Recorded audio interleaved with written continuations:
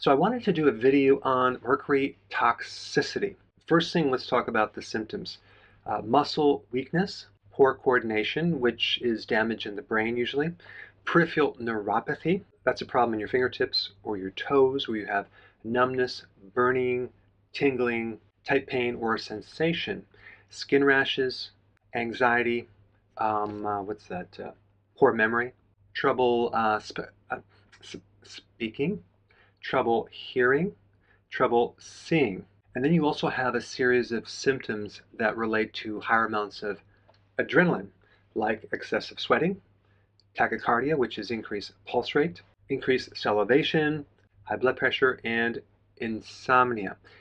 And that is because mercury binds with SAMe. It blocks the ability for SAMe to work. Maybe you've heard about or seen SAMe in certain nutritional products.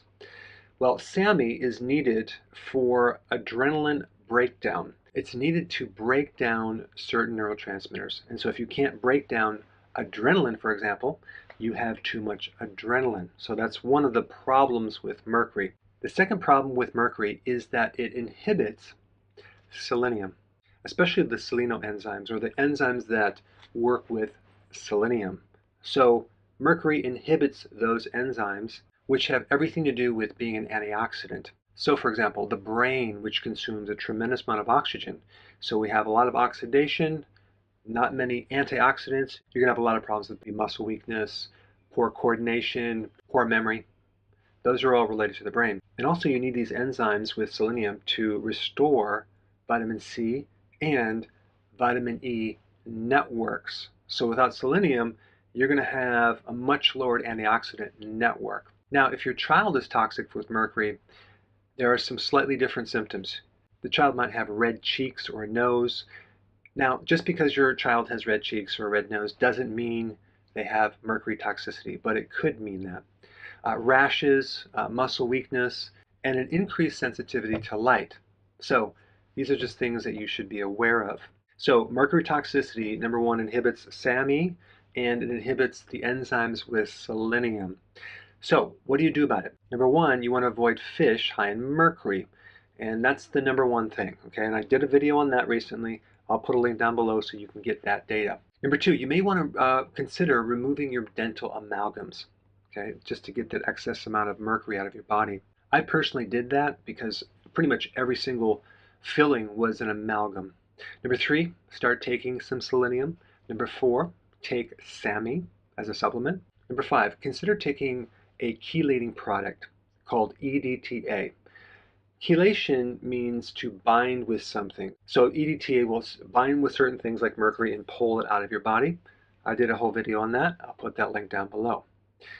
And the last two supplements that are really powerful would be glutathione and NAC, both very powerful antioxidants to counter the increased oxidation and free radical damage that you're going to get with mercury toxicity. Hey, before you leave, I just wanted to give you a little quick history on some of the books that I wrote. This was one of the first books. It's called Dr. Berg Body Shapes. It was my attempt at writing about body types. What was very interesting about this book is I actually did all the images myself. Don't ask me why. They look actually not quite as professional as some of the images that I have in the new book. But anyway, this is my first attempt right here called Dr. Berg's Body Shape Diets. And then I wrote a book more extensive called The 7 Principles of Fat Burning. I don't even have a copy anymore, actually, because it's outdated. The next book, I put about 1,000 hours into this one right here called The New Body Type Guide. Major updates on the body types. I put a lot of energy into this. It has professional images, graphics, all sorts of things. Now, the problem with this book is it doesn't really describe what this is really about. Body types are only a small portion of what's in this book. And that's why I changed the name to the Healthy Keto Plan, okay? If you happen to have this book, you don't really need this book because there's only very, very minor updates. But if you don't have this, you need to get this one right here. This book goes into every single detail that you would ever want to know about. It goes into the 7 principles of fat burning. It goes into hormones, the body types, the basic keto plan. It goes into intermittent fasting. I talk about the 10 fat-burning triggers and blockers and fat-burning strategies with a lot of details in every single chapter. I go into body issues that interfere with losing weight. There's very few people that just have a weight problem. They have a lot of body issues, whether it's sleeping problems, stress problems, inflammation, menopause. I cover that extensively in this book. Then I talk about how to get rid of stress, and I show you a technique. Then I get into exercising. And then I have a lot of really good recipes in this book as well. So this is a good reference guide. On my website, if you get this book, you get this one free. It's called Healthy Keto and Intermittent Fasting. This is the shortcut, quick guide to this book.